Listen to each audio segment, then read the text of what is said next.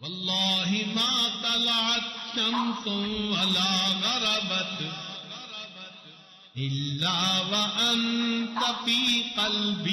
الحمد لله وكفى وسلام على عباده الذين اصطفى. أما بعد، أعوذ بالله من الشيطان الرجيم. بسم الله الرحمن الرحيم. ما آتاكم الرسول فخذوه وما نهاكم عنه فانتهوا. وقال رسول الله صلى الله عليه وسلم: العقل اصل دینی. سبحان ربک رب العزت عما یصفون وسلام علی المرسلین والحمد للہ رب العالمین. اللہم صلی علی سیدنا محمد وعلی آل سیدنا محمد وبارک وسلم. اللہم صلی علی سیدنا محمد وعلی آل سیدنا محمد وبارک وسلم. اللہم صلی علی سیدنا محمد وعلی آل سیدنا محمد وبارک وسلم. حضرت علی رضی اللہ تعالیٰ عنہ راوی ہیں کہ میں نے نبی علیہ الصلوۃ والسلام سے پوچھا کہ آپ کی سنت مبارکہ کیا ہے. اس کے جواب میں نبی علیہ الصلوۃ والسلام نے چند باتیں بتائیں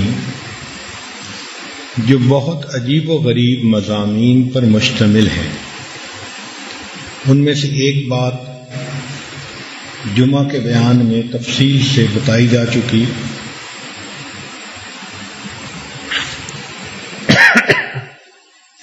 کہ معرفت میرا اصل سرمایہ ہے، اور دوسری بات یہ فرمائی کہ والعقل اصل دینی، اور عقل میرے دین کی بنیاد اور جڑ ہے. یہود و نصارہ نے یہ عقیدہ بنا لیا کہ عقل کو دین کے ساتھ کوئی واسطہ ہی نہیں، کہ جو دین کی باتیں ہیں وہ عقل کو سمجھ میں آ ہی نہیں سکتی. اس لیے انہوں نے دینی زندگی کو اور اپنی ذاتی زندگی کو الگ کر دیا. جب وہ گرجے میں جاتے ہیں، اپنی عبادات کرتے ہیں، وہ کہتے ہیں کہ بس یہ جیسے ہمیں حکم ملا کرتے جاؤ، اور جب گھر آؤ تو اس دین کا گھر کے ساتھ کوئی تعلق نہیں ہے. اس لیے ان کی روزمرہ کی زندگی میں ان کے دین کا کوئی دخل نہیں ہے. حتیٰ کہ وہ تثلیث کا عقیدہ جو پڑھاتے ہیں نا کہ ان اللہ ثالث ثلاثہ، تو اپنے شاگردوں کو کہتے ہیں کہ تمہیں یہ بات سمجھ نہ بھی آئے تو کڑوا گھونٹ سمجھ کر اس کو پی لو. کہ حضرت عیسیٰ علیہ السلام اللہ کے بیٹے تھے اور ساری انسانیت کے گناہوں کی طرف سے وہ قربانی دے کر چلے گئے. تو نصارہ نے کہا کہ عقل کو دین کے ساتھ کوئی تعلق نہیں، مگر دین اسلام نے آ کر یہ بات کھولی کہ عقل ایک نور ہے جس کے ذریعے انسان کو زندگی کے راستے پر چلنا آسان ہو جاتا ہے.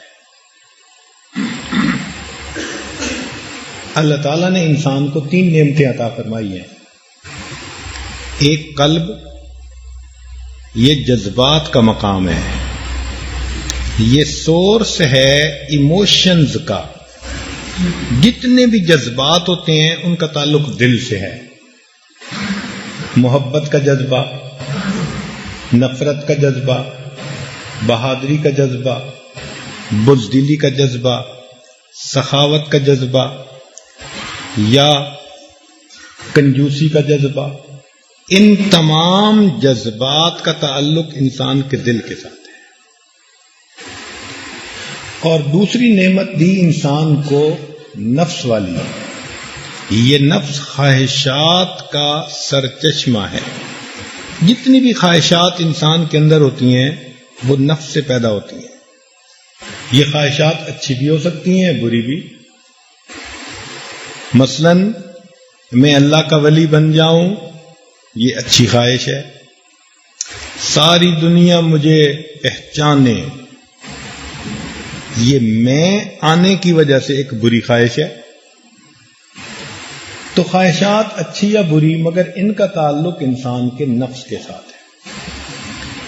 اور تیسری نعمت ہے انسان کو جو ملی، وہ عقل ہے. عقل یہ خیالات کا مقام ہے. جتنے بھی خیالات انسان کے جسم میں پیدا ہوتے ہیں وہ عقل میں پیدا ہوتے ہیں. عقل اس کا سرچشمہ ہے، بنیاد ہے. سوچ اچھی بھی ہوتی ہے اور سوچ بری بھی ہوتی ہے. چنانچہ عقل کا کام ہے خیال کے تانے بانے بننا. ایک خیال عقل کو دے دو، یہ اس پر پوری عمارت کو کھڑا کر دے گا. یہ اس پر پوری عمارت کو کھڑا کر دے گا. ایک خیال بس ذہن میں آنے کی بات ہے اور پوری کہانی بندہ خود سوچ لیا کرتا ہے. یہ عقل کا کرشمہ ہے. یہ تینوں نعمتیں ہیں، مگر آج ہم جس نعمت پر بات کریں گے وہ عقل ہے. چنانچہ حدیث پاک میں آتے ہیں کہ اول ما خلق اللہ العقل، اللہ نے سب سے پہلے عقل کو پیدا کیا. ایک روایت میں آتا ہے کہ فرشتوں نے ایک دفعہ پوچھا، اے اللہ یہ عرش اتنا بڑا ہے، اتنا وزنی ہے، تو کیا اس عرش سے بھی کوئی چیز وزنی ہو سکتی ہے؟ تو فرمایا ہاں، عقل عرش سے بھی زیادہ وزنی ہے. یہ عقل عجیب نعمت ہے اللہ تعالی کی. چنانچہ دین اسلام نے یہ سمجھایا کہ عقل کے ذریعے سے انسان دین کو آسانی سے سمجھ سکتا ہے. تو یہ کہنا جی کہ عقل کا دین کے ساتھ کوئی تعلق نہیں، یہ تو بے وقوفی کی بات ہے. یہ کہنا کہ یہ آنکھ بند کر لو، نہیں، ایسی بات نہیں ہے. اس لیے دین اسلام نے آ کر کہا کہ کذالک نفصل الآیات لقوم یعقلون. یہ نشانیاں ہیں، آیات ہیں جن کو ہم تفصیل سے بیان کرتے ہیں اس قوم کے لیے جو عقل رکھتی ہے، جو عقل والے ہیں ان کے لیے. اور ایک جگہ فرمایا وما یعقلها الا العالمون. اور اس کی عقل سمجھ وہی رکھتے ہیں جو عالم ہوتے ہیں. یعنی علم اور عقل یہ لازم و ملزوم ہے، ان کا ایک دوسرے کے ساتھ چولی دامن کا ساتھ ہے.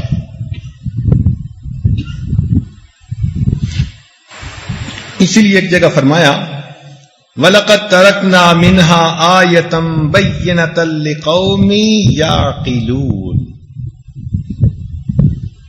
چنانچہ دین اسلام نے بندے کو آنکھ کھولنے اور اللہ کی قدرتوں کو دیکھنے کا حکم دیا. چنانچہ ارشاد فرمایا افلم ينظروا الى السماء فوقهم، کیا یہ آسمان کی طرف نہیں دیکھتے اپنے اوپر؟ کیف بنیناها وزیناها وما لها من فروج. دیکھا تو قرآن دعوت دے رہا ہے کہ کیوں تم آنکھیں کھول کر آسمان کو نہیں دیکھتے. یہ اللہ تعالی کی قدرت کا کرشمہ ہے جو تمہیں سامنے نظر آئے گا. اور ایک جگہ فرمایا اولا یرون، کیا یہ دیکھتے نہیں؟ ایک جگہ فرمایا الم تر، کیا تم نے نہیں دیکھا؟ تو ان سب چیزوں سے کیا معلوم ہوا کہ شریعت چاہتی ہے کہ تم آنکھ کھول کر اللہ تعالی کی قدرت کی نشانیوں کو دیکھو. تو شریعت نے آنکھیں بند کرنے کا حکم نہیں دیا، آنکھیں کھول کر ارد گرد جو اللہ تعالی کی قدرت کی نشانیاں ہیں ان کو دیکھنے کا حکم دیا ہے. جو کہ جب صاحب عقل انسان ان نشانیوں کو دیکھے گا تو اس پر اللہ رب العزت کی عظمت کھل جائے گی کہ وہ کتنی عظیم ذات ہے جس نے ایسے نظام کو بنا دیا اور اس کائنات کو پیدا کر دیا. عقل کا لفظ اقال سے بنا ہے. اقال اس رسی کو کہتے ہیں جس سے کہ اونٹ کو باندھا جاتا ہے. تو عقل کو عقل کہتے اس لیے کہ یہ بندے کے باندھنے کی رسی ہے. نفس تو چاہتا ہے کہ میں ہر جگہ منہ ماروں اور ہر گناہ میں پڑ جاؤں، لیکن عقل رسی کی طرح اس بندے کو باندھ کے رکھتی ہے کہ نہیں، یہ تیرے لیے جائز ہے اور یہ تیرے لیے جائز نہیں ہے. اس لیے عقل سلیم یہ علم حاصل ہونے کا منبع ہے. جس طرح درخت کے لیے پھل ہوتا ہے، انسان کے لیے عقل. ایک روایت میں آتا ہے کہ ہر چیز کا تکیہ ہوتا ہے اور انسان کا تکیہ اس کی عقل ہے. تو عقل وہ نعمت ہے جس کے ذریعے سے انسان زندگی گزارنے والے راستے کی پہچان رکھتا ہے اور اپنے اللہ کے قریب سے قریب تر ہو سکتا ہے. اس لیے جو صاحب عقل آدمی ہو اس کی سوچ وہاں پہنچتی ہے جہاں عام بندے کی نہیں پہنچتی. ذہین آدمی، عقل مند آدمی عام گفتگو میں بھی ایسی بات کر جاتا ہے کہ دوسرا حیران ہو جاتا ہے. چنانچہ ایک شاعر گزرا ہے انوری، اس کو بادشاہ نے گھوڑا دیا اور اللہ کی شان کے گھوڑا اس نے گھر لایا تو گھوڑا رات کو مر گیا. اب اگلے دن انوری جب بادشاہ کے دربار میں گیا تو بادشاہ نے پوچھا بھئی گھوڑے کا حال سناؤ. اب اگر یہ ویسے ہی کہہ دیتا کہ گھوڑا مر گیا تو بات بری ہوتی، بادشاہ کو غصہ آتا، تم نے اس کا خیال نہیں رکھا. تو انوری نے شعر میں جواب دیا، یوں کہتا ہے شاہ اسپے بانوری بخشید باد سر سر بگرد او نہ رسید. کہ بادشاہ نے انوری کو ایسا گھوڑا دیا کہ تیز ہوا بھی اس کی گرد کو نہیں پہنچتی. اینچنی بود تیز در رفتار، وہ گھوڑا رفتار میں اتنا تیز نکلا در شباشب بآخرت برسید، ایک ہی رات میں آخرت ہی پہنچ گیا. تو بادشاہ نے خوش ہو کے اس کو دوسرا گھوڑا انعام دے دیا. تو عقل مند آدمی جو ہوتے ہیں نا اس کی بات سے پتہ چلتا ہے کہ واقعی اس کو اللہ رب العزت نے یہ نعمت عطا فرمائی. حضرت اللہ عنہ کے پاس ایک آدمی آیا، کہنے لگا حضرت ماذن نکاح، یہ نکاح کیا چیز ہے؟ تو حضرت نے فرمایا کہ سرور و شہر، ایک مہینے کے مزے کی زندگی.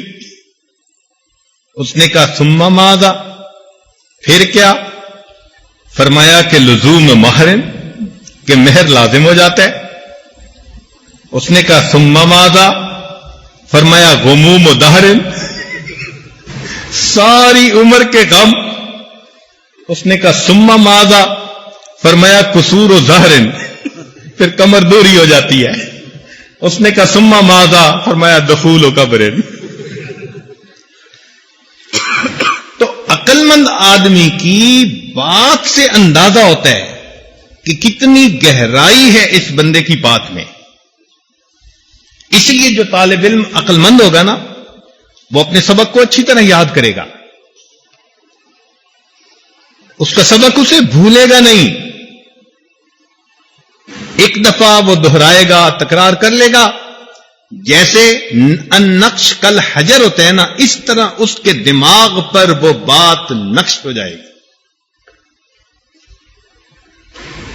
اب ایک چھوٹی سی بات بتاتا ہوں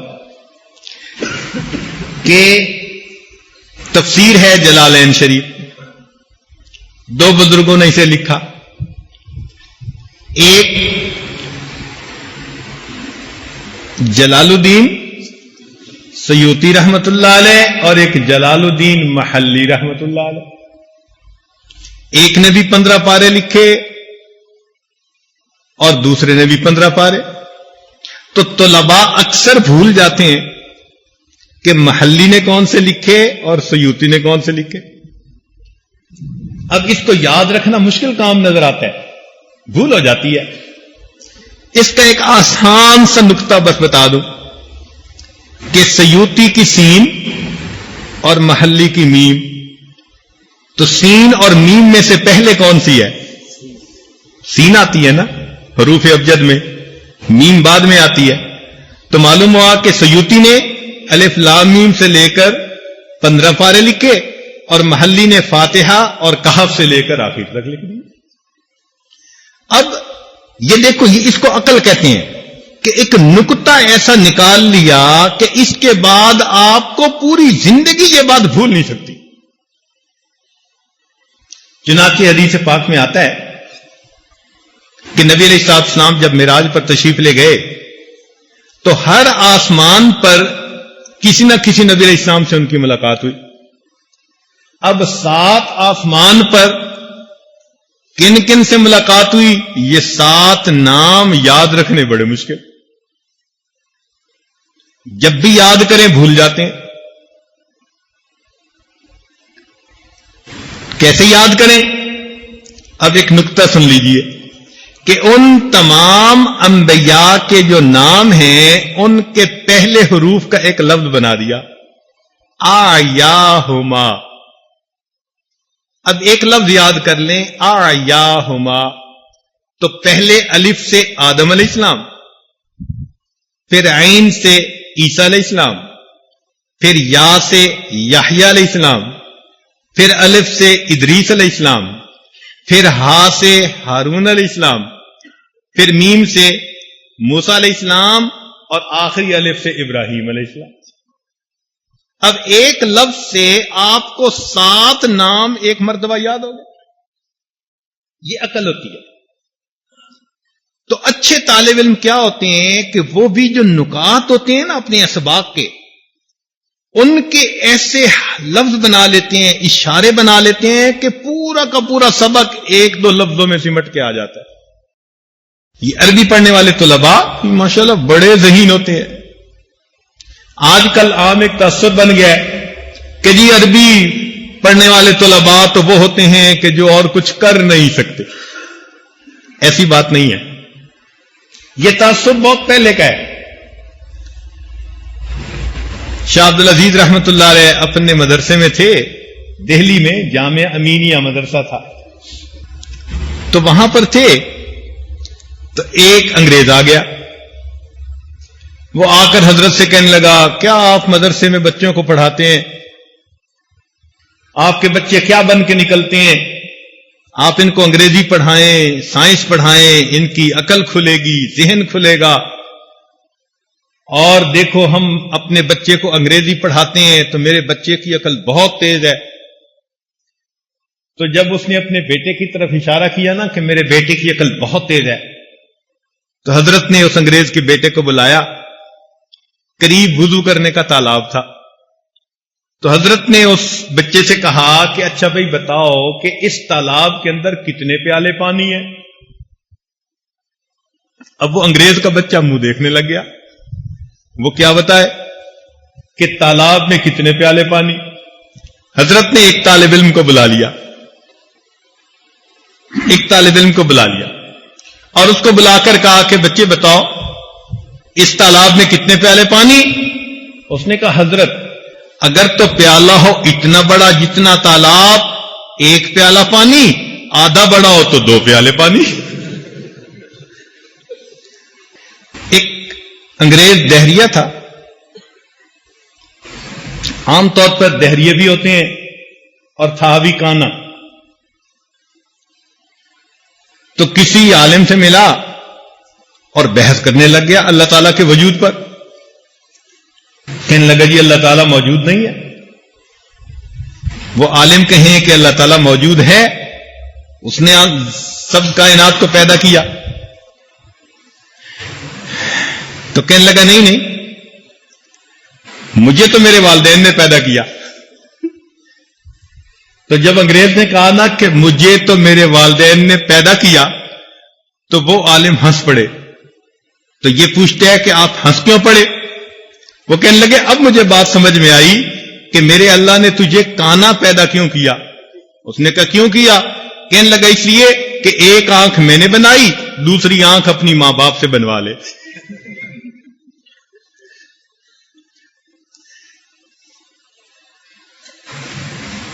تو جو ذہین آدمی ہوتے ہیں نا، پھر بات چیت میں بھی سوال کا جواب وہی دے جاتا ہے. اسی طرح کا ایک واقعہ کہ ایک انگریز آیا اور آ کے مدرسے کے استاد سے کہنے لگا یہ عربی پڑھنے والے یہ سارے کے سارے سر کیوں منڈواتے ہیں؟ تو وہ سمجھدار تھے، کہنے لگے اچھا یہ بتائیں یہ انگریزی پڑھنے والے سارے کے سارے داڑھی کیوں منڈواتے ہیں؟ اب اس کے پاس کوئی جواب نہیں. تو مطلب صرف ان باتوں کے کرنے کا کہ جس کو اللہ رب العزت نے یہ نعمت دی ہوتی ہے نا، وہ بات کی تہ کو پہنچتا ہے اور بندے کو اس کا جواب دے دیتا ہے. ہمارے یہاں کا ایک مشہور واقعہ ہے کہ پہلے زمانے میں یہاں انگریز رہتے تھے، تو وہاں نوکر تھا ہمارا ایک دیسی بندہ یہیں کا. تو کسی بات پہ وہ غصے ہو گیا اور غصے ہو کے کہتا ہے کہ جاؤ جہنم میں. تو وہ بیچارہ نوکر تھا وہ باہر چلا گیا. تو تھوڑی دیر کے بعد پھر واپس آیا، آنا ہی تھا. تو انگریز نے پوچھا تجھے میں نے کیا کہا تھا؟ انہوں نے کہا جی آپ نے کہا تھا جاؤ جہنم میں. پھر گئے کیوں نہیں؟ کہنے لگا جی میں باہر تو نکلا تھا تو وہاں سب انگریزوں نے قبضہ کیا ہوا ہے، مجھے کوئی جانے ہی نہیں دیتا. سلطان عبد الحمید ترکی کے بادشاہ گزرے ہیں، بہت نیک آدمی تھے. اور اللہ کی شان کہ ترکی جو ہے نا وہ چاروں طرف سے یورپ میں گھرا ہوا ہے، چاروں طرف سے. چنانچہ ایک مرتبہ جرمنی کا بادشاہ اس سے ناراض ہوا تو ناراضگی میں اس نے خط لکھا. اس نے کہا کہ تم ہمارے درمیان اس طرح گھرے ہوئے ہو جس طرح کے دانتوں کی مضبوط دیوار کے اندر زبان گھری ہوتی ہے. یعنی اس کو دھمکی دینا مقصد تھا کہ تم ہمارے درمیان اس طرح گھرے ہوئے ہو جس طرح دانتوں کی مضبوط دیوار کے اندر زبان گھری ہوتی ہے. تو سلطان حبیب نے جواب دلوایا کہ جناب دانت ہمیشہ گر جایا کرتے ہیں، زبان کو کچھ نہیں ہوا کرتا. تو بندہ غور کرے تو ہوتا تو ایسے ہی ہے نا کہ وقت کے ساتھ ساتھ زبان تو کچھ نہیں ہوتا اور دانت تو پھر ٹوٹ ہی جاتے ہیں. تو جس کو اللہ رب العزت نے یہ نعمت دی ہو، چنانچہ ایک عالم تھے تو ان کو ایک انگریز کہنے لگا آؤ ہم تم ایک متفقہ بات پہ عمل کر لیں. اس نے کہا کیا؟ کہنے لگا کہ میں بھی عیسیٰ علیہ السلام کو مانتا ہوں، تم بھی عیسیٰ علیہ السلام کو مان لو، عیسائی بن جاؤ، بس ہم تم متفق ہو جائیں گے. اب یہ بات کتنی اس نے عجیب کی، لیکن وہ طالب علم ذرا سمجھدار تھا. کہنے لگا کہ متفق اس کو نہیں کہتے کہ تم عیسائی ہو اور میں بھی تمہارے ساتھ ہو جاؤں تو ہم دو متفق ہوئے. تو 2 کی جگہ 3 متفق کیوں نہ ہو؟ اس نے کہا 3 کیسے؟ اس نے کہا دیکھو میں بھی نبی علیہ السلام کو مانتا ہوں پیغمبر اپنا، اور تمہارے نبی علیہ السلام نے بھی ہمارے پیغمبر کو مانا، من بعد اسمہ احمد، تو انہوں نے بھی تسلیم کر لیا۔ اب تم بھی اگر مسلمان ہو جاؤ تو ہم تینوں ایک بات پر متفق ہو جائیں گے۔ سو 2 کی بجائے 3 متفق کیوں نہ ہو؟ تو جس کو اللہ رب العزت نے یہ نعمت دی ہوتی ہے وہ پھر آگے بات کا بھی جواب دے سکتے ہیں۔ یہ ایسے ہی ہے جیسے ایک انگریزی جان نے پوچھا تھا کہ بتاؤ آسمان پہ عرش پہ ستارے کتنے ہیں؟ تو طالب نے کہا کہ مجھے تو نہیں پتا، کہ خاک پڑھتے ہو تمہیں عرش کے ستاروں کا نہیں پتا؟ اس نے کہا جی اچھا آپ بتائیں سمندر میں مچھلیاں کتنی ہیں؟ کہتے ہیں مجھے بھی نہیں پتا۔ اس نے کہا تمہیں فرش کا پتہ نہیں، تم عرش کی باتیں کرتے پھرتے ہو۔ اس عقل کو استعمال کرنے سے انسان اپنے علم سے فائدہ اٹھا سکتا ہے۔ چنانچہ شاہ جہاں کا ایک بیٹا تھا، شاہ جہان کے بیٹوں کو پڑھانے کے لیے ایک استاد آتا تھا، سعد اللہ خان اس کا نام تھا، اور تھا طالب علم، غریب گھرانے کا تھا، بچوں کو اچھا پڑھاتا تھا، بچے بڑے خوش ہوتے تھے۔ چنانچہ بچوں نے اپنے والد کے سامنے تذکرہ کیا کہ ہمارا جو ٹیوشن پڑھانے والا ہے نا وہ بڑا ذہین اور اچھا ہے۔ تو بادشاہ نے اس کی چیکنگ کے لیے اس کو لائبریری کا انچارج بنا دیا کچھ دنوں کے لیے۔ جب جا کر دیکھا تو لائبریری بہت صاف ہے، ہر کتاب کے اوپر ریشمی غلاف چڑھا ہوا ہے اور بہت ہی عجیب منظر ہے۔ اس نے کہا کہ سعد اللہ یہ تم نے کیا کیا؟ کوئی خرچہ بھی نہیں ہوا اور کتابیں بھی محفوظ ہو گئیں۔ اس نے کہا جناب آپ کو جو لوگ درخواستیں پیش کرتے تھے نا وہ ریشمی غلافوں میں لپیٹ لپیٹ کے پیش کرتے تھے، لوگ ان غلافوں کو کباڑ بنا کے پھینک دیتے تھے۔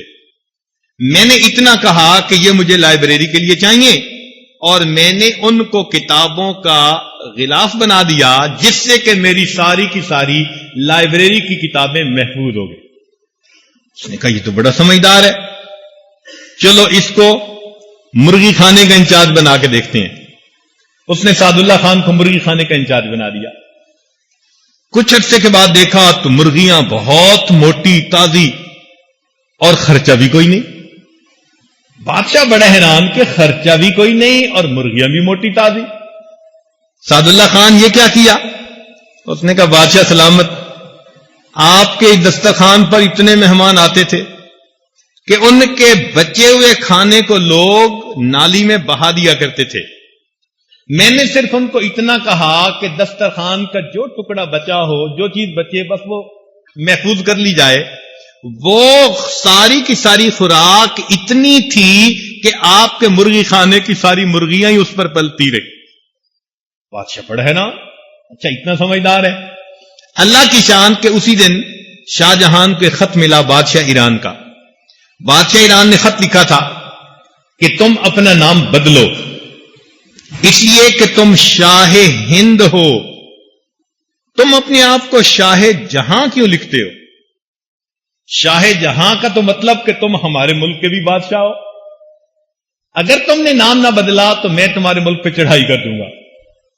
اب شاہ جہاں بڑا پریشان کہ کروں تو کیا کروں۔ اس کے ذہن میں خیال آیا کہ وہ سعد اللہ جو ہے اس سے میں بات کرتا ہوں۔ چنانچہ سعد اللہ کو بلا کر کہا کہ دیکھو بھائی ایک مصیبت آ پڑی ہے۔ سعد اللہ نے اس کا جواب لکھوا دیا فارسی میں۔ جب بادشاہ کو ملا تو ایران کا بادشاہ بہت مطمئن ہو گیا۔ اب بادشاہ کو بڑی حیرانی ہوئی کہ بھئی اس نے جواب میں لکھا کیا ہے۔ تو اس نے سعد اللہ کو بلا کے پوچھا کہ سعد اللہ تم نے جواب میں کیا لکھا؟ اس نے کہا جناب میں نے جواب میں صرف اتنا لکھا کہ میرا نام شاہ جہاں ہے اور جہاں کے عدد اور ہند کے عدد اگر نکالے جائیں تو دونوں 59 بنتے ہیں۔ تو چونکہ میں شاہ ہند ہوں اور جتنے عدد ہند کے ہیں اتنے جہاں کے ہیں تو میں نے برابر ہند یعنی عدد والے لفظ کو استعمال کر لیا ہے، اس لیے آپ کو گھبرانے کی کوئی ضرورت نہیں. یہ بادشاہ کو بات سمجھ آ گئی اور لڑائی کا خطرہ ٹل گیا. نتیجہ کیا ہوا کہ اس نے سعد اللہ کو اپنا وزیر بنا لیا. چنانچہ شاہ جہان کے دور میں سعد اللہ خان بہت عزت والا وزیر گزرا ہے، تھا طالب علم.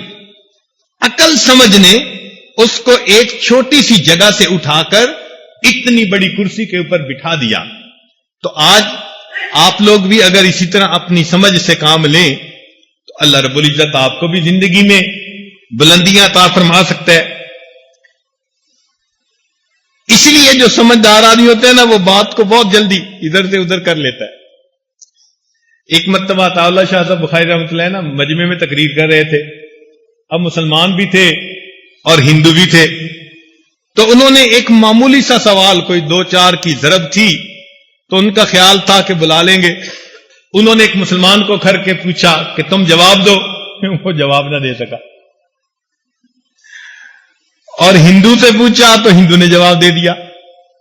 اب بات تو الٹ ہو گئی تھی نا، کہ ہندو نے جواب دے دیا اور مسلمان نے نہ دیا، مگر تھے عقل مند. انہوں نے فوراً بات کو پلٹا، کہنے لگا او مسلیو تسی اتھے بھی بے حسابے تے اگے بھی بے حسابے، یا بھی بے حساب آگے بھی بے.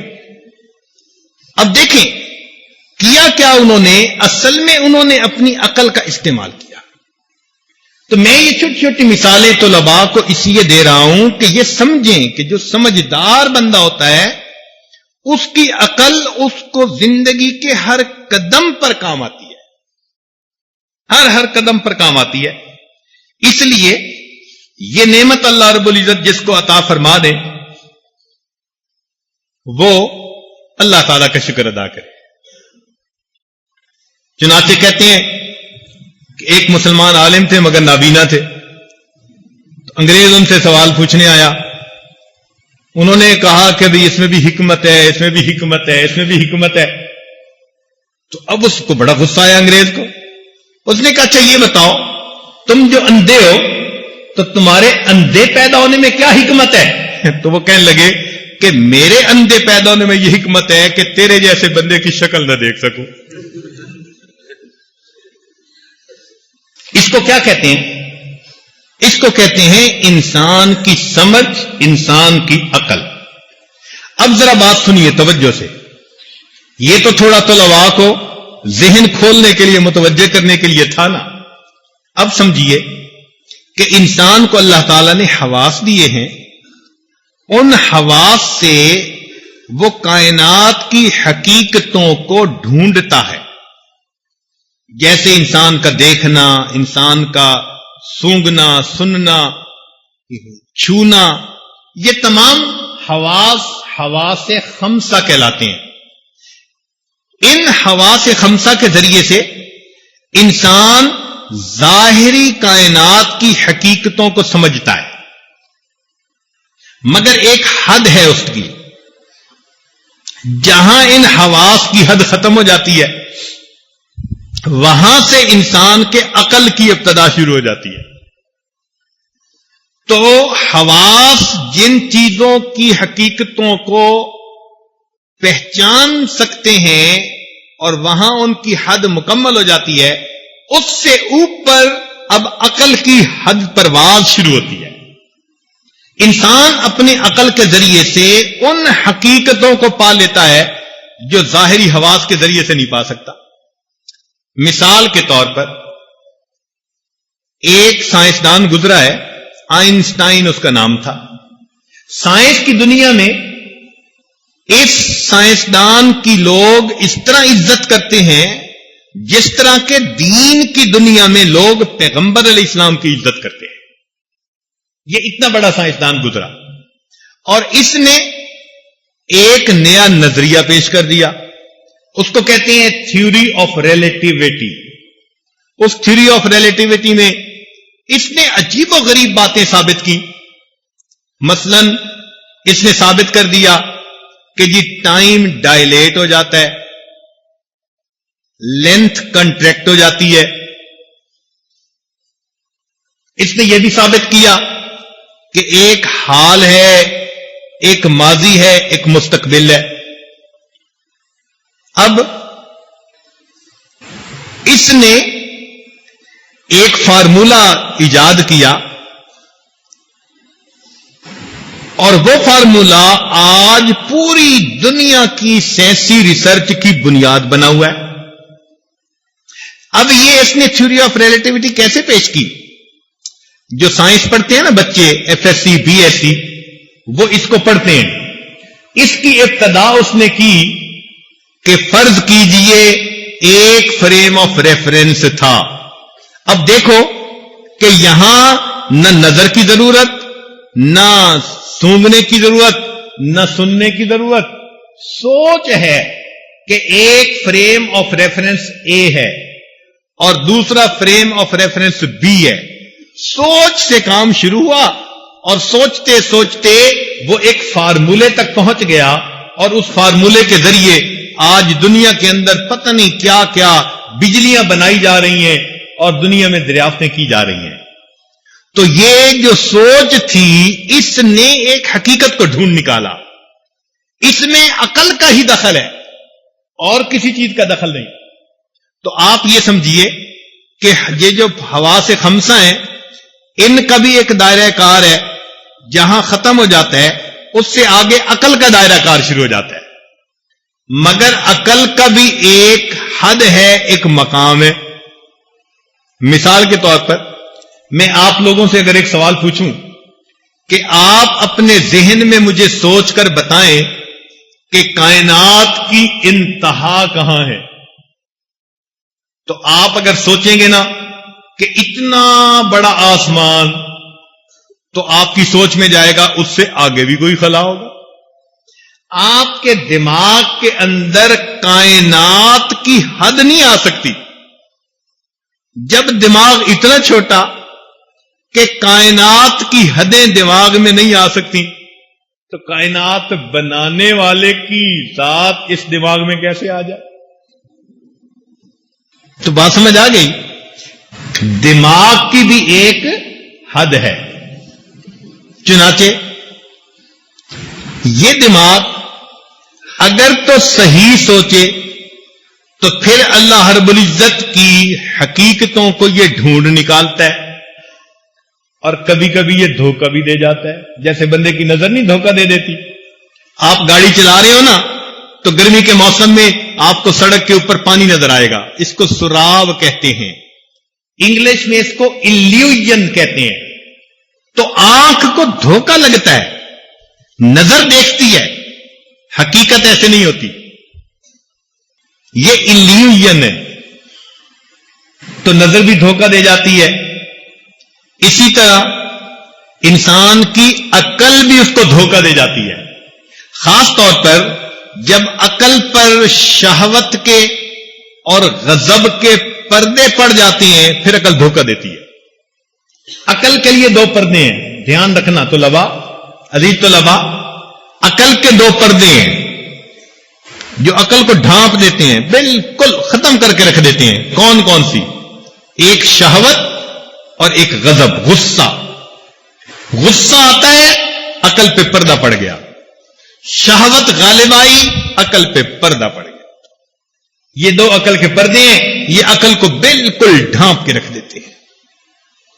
تو جب شہوت کے پردے عقل کو ڈھانپ لیں تو پھر انسان کی عقل اس کو الٹا راستہ دکھاتی ہے۔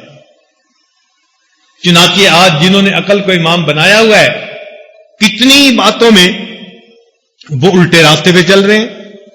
ایک ملک ہے، چنانچہ اس کے اندر تالیوں کے ساتھ بل پاس کیا گیا کہ جی مرد مرد کے ساتھ شادی کر سکتا ہے۔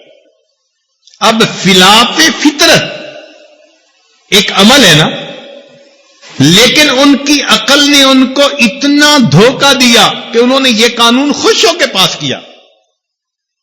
دنیا میں ایک ایسا بھی فرقہ گزرا ہے کہ اس کے جو بانی تھا اس کا نام تو تھا عبد الرحمان، مگر حقیقت میں وہ تھا شیطان۔ چنانچہ اس نے عقیدہ اپنے لوگوں کو یہ دیا کہ بہن کے ساتھ نکاح کرنا جائز ہے، اور اس نے دلیل یہ دی کہ انسان کی طبیعت کو جتنا اس کی بہن سمجھ سکتی ہے اتنا کوئی دوسری عورت سمجھ نہیں سکتی، اس لیے بہن زیادہ موضوع ہے شادی کرنے کے لیے۔ اب اس کو عقل نے دھوکہ دیا، ایک طرف تو اس کو سب سے اچھی بہن نظر آئی کہ طبیعت کو جانتی ہے، مگر دوسری طرف حیا کو جڑ سے اکھاڑ کر پھینک دیا۔ اگر ماں اور بہن کے رشتے میں بھی شہوت غالب آ گئی تو دنیا سے حیا تو پھر رخصت ہو گئی۔ تو عقل نے اس کو دھوکہ دیا۔ تو یہ عقل کئی مرتبہ بندے کو دھوکہ بھی دیتی ہے، اس لیے ایک ہوتی ہے عقل سلیم، سلامت فہم رکھنے والی عقل، یہ اللہ تعالی کی نعمت ہے۔ یہ جو عام لوگ ہوتے ہیں نا، جن کے اوپر شہوات غالب ہوتی ہیں، حرص غالب ہوتی ہے، کینہ، حسد، بغض، پتہ نہیں کیا کیا اندر ہوتا ہے، ان کی عقل سلیم نہیں ہوتی، ان کی عقل ان کو الٹی باتیں سکھاتی ہے۔ تو اب یہ نہ سمجھ لینا کہ جی عقل ایک نعمت ہے لہذا جو عقل کہے گی اسی پہ چلیں گے، نہیں، ہم عقل کے بندے نہیں، ہم خدا کے بندے ہیں۔ عمل کس پر کرنا ہے؟ شریعت کے حکموں پر، سمجھ میں آئے تو بھی اور سمجھ میں نہ آئے تو بھی۔ مگر یہ عجیب بات ہے کہ شریعت کے ہر عمل میں کوئی نہ کوئی حکمت ضرور ہوتی ہے، اس لیے شریعت کے ہر حکم کی کوئی نہ کوئی علت ہوتی ہے۔ تو ایک ہے عقل، یہ اللہ رب العزت کی دی ہوئی ایک نعمت ہے جس کے ذریعے سے انسان علم حاصل کر سکتا ہے اور اپنی زندگی کو اللہ رب العزت کی رضا کے مطابق استعمال کر سکتا ہے۔ اب عقل کی دو قسمیں ہیں، ذرا توجہ سے بات سنیے گا۔ عقل کی دو قسمیں، ایک کو کہتے ہیں عقل معاش اور ایک کو کہتے ہیں عقل معاد۔ عقل معاش وہ عقل ہوتی ہے جو ہر چیز میں دنیا کے فائدے ڈھونڈ لیتی ہے، ہر بات میں دنیا کا فائدہ نکال لیتی ہے، ہر بات میں فائدہ ڈھونڈ لیتی ہے۔ یہ کیا کہلاتی ہے؟ عقل معاش کہلاتی ہے۔ کیا کہلاتی ہے بچوں؟ بولو ذرا۔ عقل معاش کہلاتی ہے۔ چنانچہ ایک صاحب تھے، وہ چینی کا بزنس کرتے تھے اور جتنے میں چینی خریدتے اتنے روپے من اتنے میں ہی بیچ دیا کرتے تھے اور روز کا 1,00,000 روپیہ کماتے تھے۔ اب لوگ بڑے حیران کہ یہ خدا کا بندہ 100 روپے من اگر خریدتا ہے تو 100 روپے من ہی بیچ دیتا ہے، پھر اس کو فائدہ کہاں سے؟ کچھ سمجھ نہیں آتی تھی۔ چنانچہ کسی نے پوچھا کہ بھئی آپ کو فائدہ کیسے ہوتا ہے؟ اس نے کہا جناب بات یہ ہے کہ میں روزانہ 10,000 بوریاں بیچتا ہوں اور میں جب خریدتا ہوں تو بوری میں اور جب بیچتا ہوں تو بوری کے بغیر، اسی قیمت پہ میں بیچ دیتا ہوں، بوری مجھے نفع میں، تو 10,000 بوری روزانہ بچتی ہے اور 10 روپے کی بوری بک جاتی ہے، 1,00,000 روپیہ بوریوں سے مجھے فائدہ ہو جاتا ہے۔ عقل معاش دیکھو، عقل نے وہاں سے بھی ڈھونڈ لیا اپنے فائدے کو جہاں سے عام آدمی فائدے کو نہیں ڈھونڈ سکتا۔ ایک ہوتی ہے عقل معاد، میم عین الف اور دال، معاد۔ یہ کون سی عقل ہوتی ہے؟ یہ عقل انبیاء کے پاس ہوتی ہے، اللہ نے ان کو یہ عقل دی ہوتی ہے، اور انبیاء کی اتباع کی وجہ سے اللہ تعالی ایمان والوں کو بھی یہ عقل معاد عطا فرما دیتے ہیں۔ یہ عقل معاد کیا ہوتی ہے؟ یہ ہر چیز میں سے آخرت کا پہلو نکال لیتے ہیں۔ دنیا کی بھی کوئی بات ہو تو اس دنیا کی بات میں سے بھی آخرت کا پہلو نکال لیں گے۔ اس کو کیا کہتے ہیں؟ عقل معاد. یہ اولیاء کو نصیب ہوتی ہے. چنانچہ ایک بزرگ تھے، وہ جا رہے تھے، اچانک زور سے اللہ اللہ اللہ کہنے لگ گئے.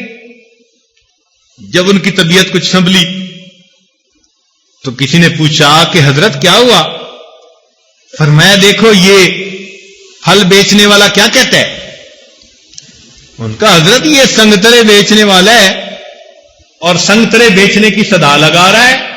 وہ کہہ رہا تھا لے لو سنگترے، چنگے سنگترے، چنگے سنگترے. وہ صدا لگا رہا تھا اور ان پہ اللہ اللہ کا جذبہ طاری ہو گیا. لوگوں نے کہا حضرت سنگترے بیچنے والا. فرمایا نہیں نہیں نہیں، سنو وہ کیا کہہ رہا ہے. حضرت وہ سنگترے بیچ رہا ہے. فرمایا نہیں، وہ بڑی گہری بات کر رہا ہے. حضرت کون سی بات کر رہا ہے؟ فرمایا وہ یوں کہہ رہا ہے چنگے سنگ ترے، جو چنگوں کے سنگ لگ گئے وہ تر گئے، جو نیکوں کے ساتھ لگ گئے وہ پار ہو گئے، ان کی کشتی کنارے لگ گئی. چنگے سنگ ترے. اب دیکھیں عام آدمی کو تو یوں لگا کہ پھل بیچ رہے ہیں، اور اس لفظ کو سن کے ان کی توجہ کدھر گئی؟ آخرت کی طرف گئی. یہ عقل معاد ہوتی ہے کہ جو دنیا کی چیزوں میں بھی بندے کو اللہ کی یاد دلاتی ہے. اور یہ عقل کس کو نصیب ہوتی ہے؟ یہ نصیب ہوتی ہے اللہ والوں کو. چنانچہ ایک بزرگ تھے، گئے دکان سے سودا لینے، اور جب پیسے دیے تو دکاندار نے کہا کہ بابا جی پیسے کھوٹے ہیں. تو بابا جی تو رونے لگ گئے. دکاندار نے کہا کہ آپ روئے نہیں، میں آپ کو ویسے ہی سودا دے دیتا ہوں. ان کا نہیں نہیں، مجھے سودے کی ضرورت نہیں. اتنا روئے کہ لوگ ہیں نا. کسی نے کہا کہ بابا جی اتنا کیوں رو رہے ہیں؟ اگر آپ کو وہ سودا نہیں دیتا تو پیسے ہم ادا کر دیتے ہیں، آپ سودا لے جائیں. وہ کہنے لگے بچوں میں اس لیے نہیں رو رہا کہ سودا نہیں ملے گا. پھر رو کیوں رہے ہیں؟ انہوں نے کہا رو اس بات سے رہا ہوں کہ میرے پاس کچھ رقم تھی، میں اسے کھرا سمجھتا تھا، لیکن جب میں دکاندار کے پاس آیا، دکاندار نے پرکھ کی یہ کھرے نہیں، یہ پیسے کھوٹے ہیں. میرا دھیان ادھر گیا، او بندے آج اپنے جن عملوں کو تم کھرا سمجھتے ہو، اگر قیامت کے دن اللہ تعالی نے فرما دیا یہ کھوٹے ہیں، پھر تمہارا کیا بنے؟ دنیا میں تو میں اور بھی پیسے لے لوں گا، سودا خرید لوں گا، مگر آخرت میں جا کے میں کہیں اور سے تو عمل لا نہیں سکتا. مجھے تو آخرت یاد آ گئی. یہ کیا کہلاتی ہے؟ عقل معاد کہلاتی ہے کہ دنیا کی باتوں میں سے بھی آخرت کی سوچ نکال لینا. اچھا دیکھیے، ایک حدیث پاک میں آتا ہے کہ نبی علیہ الصلوۃ والسلام نے عثمان رضی اللہ عنہ، ایک صحابی تھے، عثمان بن طلحہ، ان کو کنجی دی بیت اللہ کی، اور فرمایا کہ یہ قیامت تک تمہاری اولاد کے اندر ہی رہے گی. اب یہ حدیث آپ بھی سن چکے ہوں گے، ہم نے بھی پڑھی اور بھی پڑھتے ہیں، مگر ہماری سوچ وہاں نہیں پہنچی. ہمارے اکابر میں سے ایک بزرگ تھے، وہ گئے حج پر، اور وہاں جا کر انہوں نے کیا کیا کہ وہ جو کنجی بردار تھے ان کے ساتھ لگائی دوستی، مل کے گاوا پیتے تھے اور آپس میں بیٹھ کے بات چیت کرتے تھے. چنانچہ جب خوب اچھی دوستی ہو گئی اور ادھر ان کا واپسی کا وقت ہو گیا، تو جدا ہونے سے پہلے اس نے کہا کہ جی آپ جا رہے ہیں، میرے ذمہ اگر کوئی خدمت ہو تو میں کروں آپ کی. تو انہوں نے اس وقت ایک تلوار ان کو پیش کی. تو وہ جو کنجی برار تھے وہ حیران ہوئے، کہنے لگے تلوار کیوں دے رہے ہیں؟ کہنے لگے اس لیے کہ میں نے حدیث پاک میں پڑھا، نبی علیہ السلام نے فرمایا کہ تمہاری نسل میں قیامت تک یہ کنجی رہے گی، لہذا آپ اپنے جو باقی چیزیں ہیں نسل میں چل رہی ان چیزوں میں کنجی کی طرح اس تلوار کو بھی شامل کر لیں. اس نے کہا کیوں؟ کہنے لگے اس لیے کہ جب امام مہدی آئیں گے تو بیت اللہ کے پاس ہی آ کر وہ بیعت لیں گے. تو جب وہ بیعت لیں گے تو جو آپ کا کنجی بردار اس وقت ہو وہ میری طرف سے امام مہدی کو یہ تلوار ہدیہ میں پیش کر. یہ عقل ماد ہے. وہاں جا پہنچی جہاں عام بندے کا ذہن پہنچ نہیں سکتا. لیکن دنیا کا فائدہ نہیں دیکھا، آخرت کا فائدہ دیکھا. تو یہ عقل ماد ہمیں بھی چاہیے کہ ہم اللہ رب العزت سے مانگیں. یہ عقل ماد، عقل سلیم جس کو مل گئی، اللہ رب العزت کی بہت بڑی نعمت مل گئی. حدیث پاک میں آتا ہے کہ نبی علیہ السلام نے ایک موقع پر فرمایا کہ قبر میں منکر نکیر سوال پوچھنے آئیں گے. تو عمر لانو بیٹھے ہوئے تھے، کہنے لگے اے اللہ کے نبی، قبر میں جب سوال پوچھے جائیں گے عقل سلامت رہے گی یا عقل معاف ہو جائے گی؟ تو نبی علیہ السلام نے فرمایا کہ ہاں عقل تو سلامت ہوگی. تو عمر لانو خوش ہو کر کہنے لگے اے اللہ کے نبی پھر گھبرانے والی کوئی بات نہیں، اللہ رب العزت پھر ہمیں سوال کا جواب عطا فرما دے. عقل سلیم ایسی نعمت ہوتی ہے کہ اللہ تعالیٰ پھر اس دل میں صحیح بات کو ڈال دیا کرتے ہیں. یہ نعمت اللہ تعالیٰ ہمیں بھی عطا فرما دے. اللہ رب العزت ہمیں یہ نعمت عطا فرما دے. لہذا ہم نے عقل کا پجاری نہیں بننا، مگر عقل سے خالی بھی نہیں ہونا، عقل کا دشمن بھی نہیں بننا. عقل کا دشمن تو وہی بنے گا نا جو بے وقوف ہوگا. تو عزیز طلباء یہ ذہن میں رکھو کہ عقل اللہ تعالی کی دی ہوئی ایک نعمت ہے. ہم نے اس نعمت کو استعمال کر کے اللہ کی طرف جانے والے راستے کی پہچان کرنی ہے. بات سمجھ میں آ گئی؟ تو یہ تو میں نے عقل کے لفظ کو تھوڑا سا کھولا. اب حدیث کا ٹکڑا یہ ہے، توجہ کیجئے گا، ذرا مضمون ذرا آج کا مشکل ہوگا اور خشک بھی ہوگا، مگر امید ہے کہ طلباء اس بات کو ذرا سمجھنے کی کوشش کریں گے. نبی علیہ السلام نے کیا ارشاد فرمایا؟ فرمایا والعقل اصل دینی، کہ عقل میرے دین کی جڑ ہے. عقل میرے دین کی جڑ ہے. آپ بات سمجھ رہے ہیں نا؟ اب ذرا بات کو سمجھیے کہ اس میں گہرائی کتنی ہے. ذرا توجہ فرمائیے گا کہ دنیا میں دو طرح کے نظام ہیں. کتنے نظام ہیں؟ دو طرح کے. ایک وہ جس کا تعلق مادے سے ہے، مادے سے ہے. یہ انسان، یہ گرد انسان کے بنا ہوا اتنا بڑا نظام، یہ سارا مادی نظام ہے. ایک یہ نظام ہے. اور ایک نظام وہ ہے جو اللہ رب العزت کی طرف سے اس کے انبیاء لے کر آئے، جو قرآن کے ذریعے حدیث کے ذریعے ہمیں ملا. زندگی گزارنے کے وہ اصول اور ضابطے ملے. ایک وہ زندگی کا نظام ہے. تو دو طرح کے جہان ہیں. ایک کو تکوینی نظام کہتے ہیں اور دوسرے کو تشریعی نظام کہتے ہیں. شریعت سے کیا کہتے ہیں؟ تشریعی نظام سے کیا مراد؟ جو دین ملا قرآن حدیث کے ذریعے سے، جو زندگی گزارنے کا اللہ نے ہمیں جو ہے ایک طریقہ دیا، اس نظام کو تشریعی نظام کہتے ہیں. اور جو یہ پوری کائنات کے اندر دنیا میں نظر آ رہا ہے، اس کو کیا کہتے ہیں؟ تکوینی نظام کہتے ہیں. چنانچہ نظام چونکہ دو طرح کے ہیں تو علم بھی دو طرح کے. علماء نے لکھا العلم علمان، علم الابدان و علم الادیان. علم دو طرح کا ہوتا ہے. ایک علم کون سا ہوتا ہے؟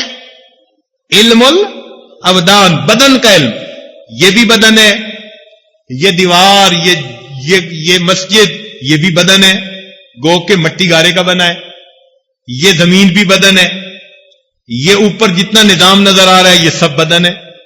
تو یہ علم الابدان کہلاتا ہے. مادی علم جتنا بھی ہے جس کو آج سائنس کی دنیا ایکسپلور کر رہی ہے، انویسٹیگیٹ کر رہی ہے، ریسرچ کر رہی ہے، تو اس سارے علم کو کیا کہتے ہیں؟ علم الابدان. اور یہ جو دین ہے جو قرآن کے ذریعے سے ملا، جو نبی علیہ السلام کے فرمان کے ذریعے سے ملا، اس کو کیا کہتے ہیں؟ علم الادیان. یہ دین کا علم ہے، یہ تکوینی نظام کا علم ہے. تو علم کتنے ہوئے؟ دو طرح کے ہوئے، ایک تکوینی نظام کا علم اور ایک تشریعی نظام کا علم. یہ بات سمجھ آ گئی؟ اب ذرا ایک بات بتائیے، یہ جو تکوینی نظام کا علم ہے اس کو کون لوگ جو ہے وہ ڈھونڈ رہے ہیں؟ دنیا کے سائنسدان. کون ڈھونڈ رہے ہیں؟ کون ڈھونڈ رہے ہیں؟ دنیا کے سائنسدان. وہ کیسے؟ وہ اس لیے کہ یہ سارا نظام جو اللہ نے بنایا یہ کچھ اصول و کلیات پہ چل رہا ہے، یہ بے اصولی سے نہیں چل رہا. مثال کے طور پر اگر کشش ثقل 32.2 ہے تو آپ دنیا میں جہاں بھی چلے جائیں گے آپ کو کشش ثقل ویسی ہی ملے گی. تو ایک نظام اللہ کا بنا ہوا ہے. ایسا نہیں ہوتا کہ یہاں تو لوہا سخت ہو اور کسی اور ملک میں لوہا پلاسٹک کی طرح نرم ہو. نہیں، لوہا اگر اس گریڈ کا ہے تو جیسے اس دنیا میں اس جگہ پر اس کی سٹرینتھ ہے وہی سٹرینتھ دنیا کے ہر کونے میں ہوگی. تو معلوم ہوا کہ یہ جو ظاہری نظام ہے یہ تکوینی نظام کہلاتا ہے اور اس کے اصول اور کلیات ہیں. اور سائنسدان جو قانون ڈھونڈتے ہیں نا، جن کو قانون فطرت کہتے ہیں، وہ اصل میں وہ کلیات ہیں، وہ اصول ہیں جن کے اوپر یہ کائنات کا نظام چل رہا ہے. بات کی سمجھ آ گئی کہ نہیں آئی؟ آ گئی نا. اب اس کی میں ایک مثال دیتا ہوں تاکہ آپ بات سمجھ جائیں. عام آدمی سمجھتا ہے کہ یہ زمین میں بیج ڈالیں گے تو اگے گا، مٹی کے بغیر بیج اگ ہی نہیں سکتا. ایسا ہی ہے نا. لیکن سائنسدانوں نے کیا کیا؟ سائنسدانوں نے ریسرچ کی کہ زمین کے اندر جب بیج اگتا ہے تو اس کو کس غذا کی ضرورت ہوتی ہے. انہوں نے اس غذا کو بھی ڈھونڈ نکالا.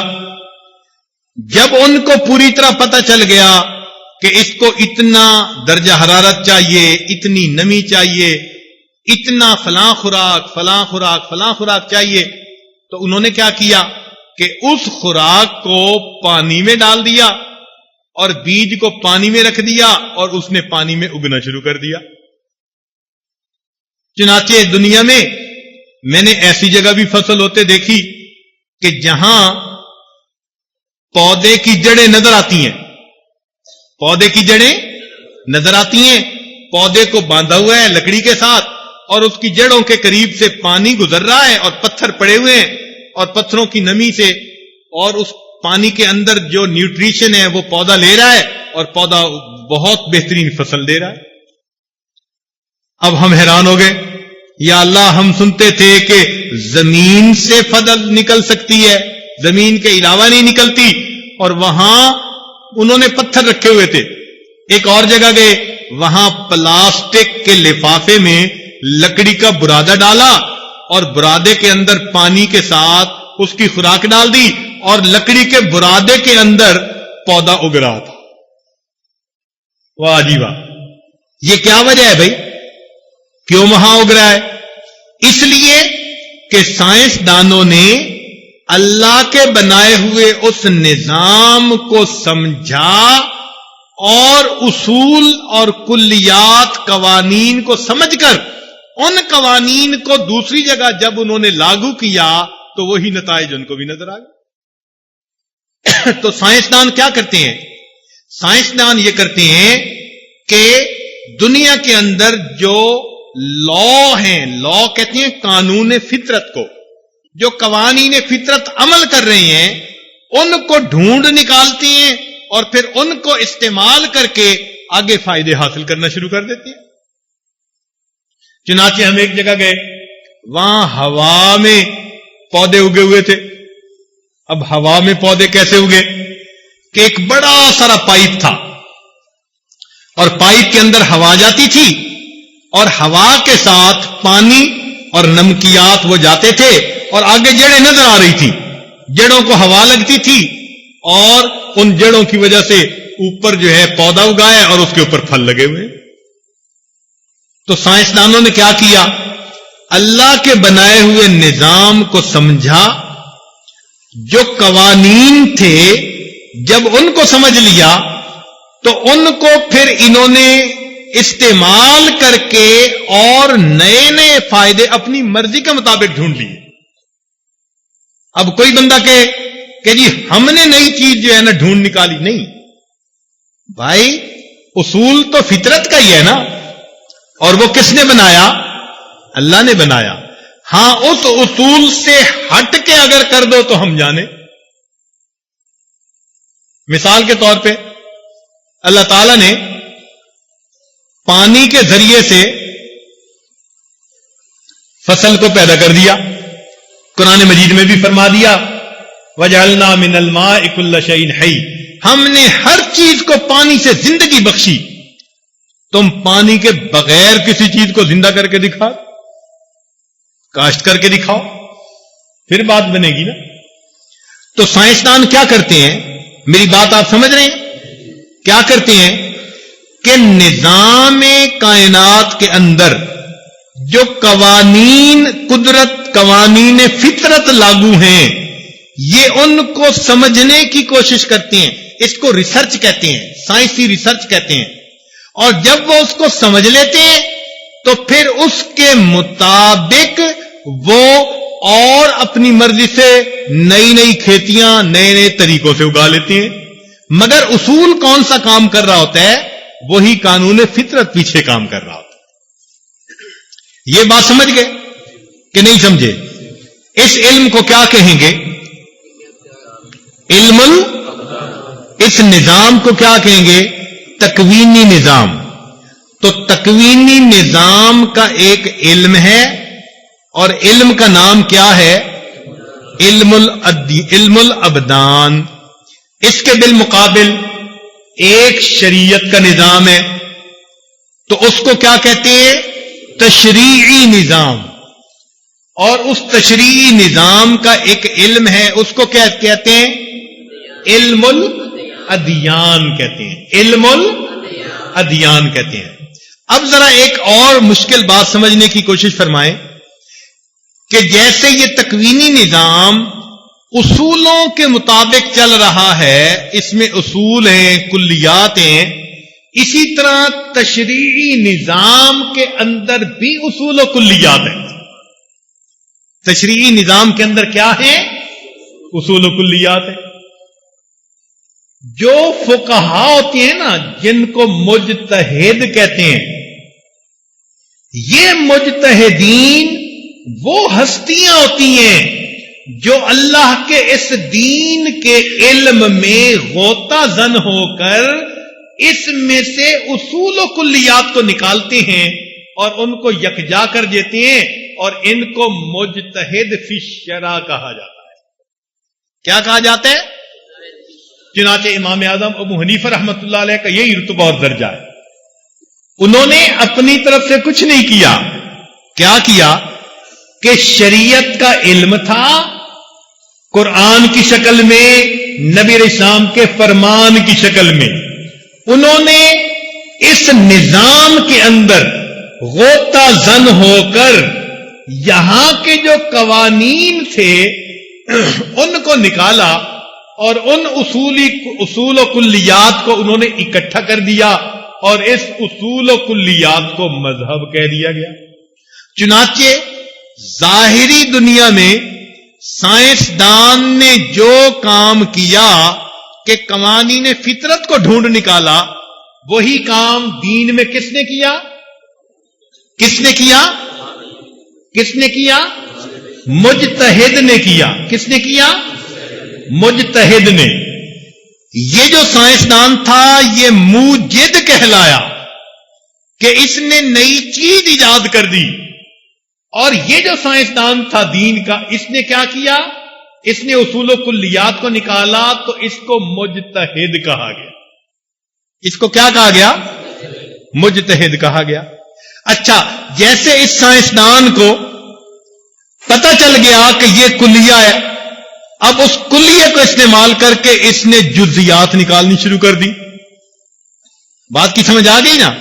اسی طرح جب اس مجتہد کو اللہ نے اصول عطا فرما دیے تو ان اصولوں کو استعمال کر کے انہوں نے اس کی جزیات نکالنی شروع کر دی۔ تو موجد کلیات کو استعمال کر کے نئی چیزیں بنا لیتا ہے، اور مجتہد دین کے اصولوں کو استعمال کر کے نئے نئے مسائل کا حل نکال لیتا۔ یہ مجتہد ہیں اور یہ کیا؟ یہ موجد کہلاتے ہیں۔ اب ذرا بات کو پھر دہرائیں سبق کو، کہ اللہ تعالیٰ نے دو نظام بنائے، ایک تکوینی نظام اور ایک تشریعی نظام۔ دو علم ہوئے، ایک کو علم الابدان کہتے ہیں اور دوسرے کو علم الادیان کہتے ہیں۔ یہ جو علم الابدان ہے، اس میں جو غور و خوض کرنے والے لوگ ہوتے ہیں وہ کیا کرتے ہیں کہ قوانین فطرت کو ڈھونڈتے ہیں۔ اس لیے کہتے ہیں کہ جب تک بات تھیوری ہوتی ہے تو وہ بدلتی رہتی ہے، اٹکل پچو کوئی بھی ہو سکتا ہے، لیکن جب وہ ایک لا بن جاتا ہے نا، لا، تو پھر وہ نہیں بدل سکتا، وہ پھر پکا وہی ہوتا ہے، جہاں بھی دنیا میں چلے جاؤ لا وہی ہوتا ہے۔ تو یہ لا کو قوانین فطرت کہتے ہیں۔ تو سائنسدان موجد بنا کہ اس نے اس علم میں سے اصول و کلیات کو ڈھونڈ لیا، اور ان سے اس نے آگے کئی جزیات نئی بنا ڈالی، یہ موجد کہلایا۔ اور یہ جو تشریعی نظام تھا، اس کے اندر غور و خوض کس نے کیا؟ عالم نے کیا، جس کو اللہ نے فہم عطا فرمائی تھی، اور اس کو دین کے دائرے میں فقیہ کہتے ہیں، کیونکہ فقہ جو ہے نا یہ سمجھ کو کہتے ہیں۔ اللہ تعالیٰ قرآن مجید میں فرماتے ہیں فَمَا لِهَٰؤُلَاءِ الْقَوْمِ لَا يَكَادُونَ يَفْقَهُونَ حَدِيثًا۔ اب حدیث کہتے ہیں بات کو، حدیث کہتے ہیں، اور فقہ کہتے ہیں بات کی سمجھ کو۔ فقہ کس کو کہتے ہیں؟ بات کی۔ تو جو بات کی سمجھ رکھتا ہو وہ فقیہ ہوتا ہے۔ چنانچہ فقیہ وہ ہوتا ہے جو اس تشریعی نظام کے اصول و کلیات کو ڈھونڈ نکالتا ہے، اور پھر ان اصولوں کو لاگو کر کے نئے نئے مسائل جو انسانوں کو پیش آتے ہیں ان کے حل، ان کے جواب نکالتا ہے، بتاتا ہے یہ حرام ہے اور یہ۔ اب سائنسدان نے اپنی طرف سے کوئی چیز بنائی نہیں نہ بنائی، وہ تو قانون فطرت تھا۔ تو مجتہد نے اپنی طرف سے کوئی چیز بنائی نہیں نہ بنائی۔ اس کی مثال سمجھیں کہ اگر آپ کے گھر میں پمپ لگا ہوا ہو تو پمپ کیا کرتا ہے؟ زمین میں سے پانی، اب وہ پانی بناتا ہے یا نکالتا ہے؟ یا بناتا ہے؟ تو مجتہد کیا کرتا ہے؟ وہ اصول کو استعمال کر کے باتوں کے جواب نکالتا ہے۔ تو مجتہد اصول استعمال کر کے باتوں کے جواب، اس لیے ایک بات سامنے آئی کہ فقیہ مسائل کے حل بناتا نہیں، مسائل کے حل بتاتا ہے۔ لفظ سمجھنے کی کوشش کریں۔ فقی کیا کرتا ہے؟ وہ مسائل کے جواب بناتا نہیں، مسائل کے جواب بتاتا ہے. اس لیے کہ پانی تو نیچے پہلے موجود تھا، پمپ نے نکال کے اوپر کر دیا. فقی بھی اسی طرح کہ جواب پہلے سے دین میں موجود تھا مگر عام بندہ سمجھ نہیں سکتا تھا، تو فقی نے اصول کو سمجھ کے چنانچہ اس پر اپلائی کر دیا. اس کو قیاس کہتے ہیں، اور وہاں سے اس نے مسائل کا حل نکال لیا. تو اپنی طرف سے کچھ نہیں کیا. کیا کیا؟ اللہ کے اصول کو اپلائی کر کے ایک نامعلوم سوال کا جواب اس نے لوگوں کو بتا دیا. اچھا دیکھیں، ایک آدمی میرے پاس آیا، کہنے لگا جی یہ قیاس کیا چیز ہوتی ہے؟ قیاس اس کو کہتے ہیں کہ دین کے اس اصول کو استعمال کر کے کسی کلی کو استعمال کر کے جزی کا جواب نکال لینا، یہ قیاس ہو گیا.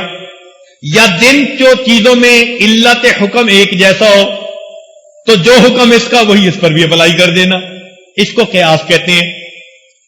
بات سمجھ آ گئی نا؟ وہ کہنے لگا میں اسے نہیں مانتا. وہ کسی کو نہیں مانتا تھا. کچھ ہے نا ایسے جو کسی کو نہیں مانتے. کہنے لگا میں کسی کو نہیں مانتا. ہم نے کہا اچھا بھائی اب چاہتے کیا ہو؟ کہنے لگے قیاس کیا چیز ہے؟ اب وہ تھا دیہاتی آدمی. میں نے کہا کہ مجھے بتاؤ کیسے وقت گزر رہا ہے، کیا کام ہے، کتنی بھینسیں ہیں؟ اس نے کہا کہ جی میرے پاس ماشاءاللہ 6-7 بھینسیں ہیں. میں نے کہا کہ دیکھو بھائی، پورے قرآن پاک میں اور پوری حدیث کے ذخیرے میں کہیں بھینس کا لفظ موجود نہیں ہے. کہیں بھی بھینس کا لفظ، بھینس کو عربی میں کہتے ہیں جاموس. کیا کہتے ہیں؟ بھینس کو کیا کہتے ہیں؟ اور جاموس کا لفظ کہیں پورے قرآن اور حدیث کے اندر موجود نہیں. تو جب موجود ہی نہیں تو تمہیں تو پتہ ہی نہیں کہ یہ حلال ہے یا، لہذا اپنی 7 بھینسیں تو ہمیں بھجواؤ، اس کا دودھ ہم پیئیں گے، ہم جو اس کو جائز کہتے ہیں. اور تمہارے پاس تو کوئی دلیل ہی نہیں، تم پی نہیں سکتے، تم حکم بتاؤ. کہنے لگا جی اگر گائے کا دودھ حلال ہے تو بھینس بھی گائے کی طرح ہے، اس کا بھی حلال. میں نے کہا اسی کو قیاس کہتے ہیں. تم نے قیاس کیا نا کہ گائے کا لفظ قرآن مجید میں موجود، تو گائے کا دودھ حلال.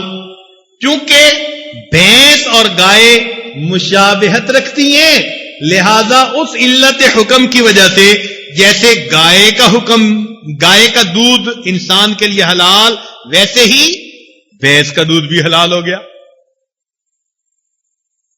تو بات سمجھ میں آ گئی. تو مجتہد کیا کرتا ہے؟ اپنی طرف سے کوئی مسئلہ نہیں بناتا، بلکہ اصول و کلیات کو سمجھ کر علت حکم کو دیکھتے ہوئے ایک حکم کو سامنے رکھ کر اشباہ اور نظائر کو سامنے رکھ کر وہ وہی حکم دوسرے پر بھی لگا دیتا ہے کہ یہ حکم شریعت کا ہے اور یہ نئی ایک بات پیش آئی، یہ اسی طرح کی بات ہے، اس میں بھی وہی حکم پیش آ جائے گا. تو بات سمجھ گئے نا؟ تو آپ کو پتہ چل گیا کہ موجد کون ہوتا ہے اور مجتہد کون ہوتا ہے. بتا سکتے ہیں موجد کون ہوتا ہے؟ مادی علم پر محنت کر کے، ریسرچ کر کے، قوانین فطرت کو ڈھونڈ کر اور چیزوں پر استعمال کر کے نئی نئی چیزیں ایجاد کرنے والا بندہ، یہ کیا کہلاتا ہے؟ اور دین میں مجتہد کون کہلاتا ہے؟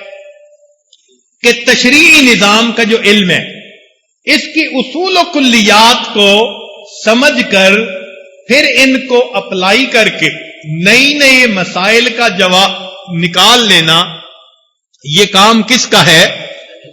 یہ مجتہد کا کام ہوتا ہے. لہذا اب بات سمجھ میں آ گئی کہ موجد بھی اپنی طرف سے کچھ نہیں کرتا، قوانین فطرت کو ڈھونڈتا ہے اور اس کے جلوے دکھاتا ہے، اور مجتہد بھی اپنی طرف سے کچھ نہیں کرتا، قوانین شریعت کو سامنے رکھ کر وہ نئے نئے پیش آنے والے مسائل کے جواب بتا دیتا ہے. اب اس سے اگلا پوائنٹ سمجھیے کہ یہ جو تکوینی نظام تھا، تکوینی نظام تھا، یہ کتنے عرصے میں بنا؟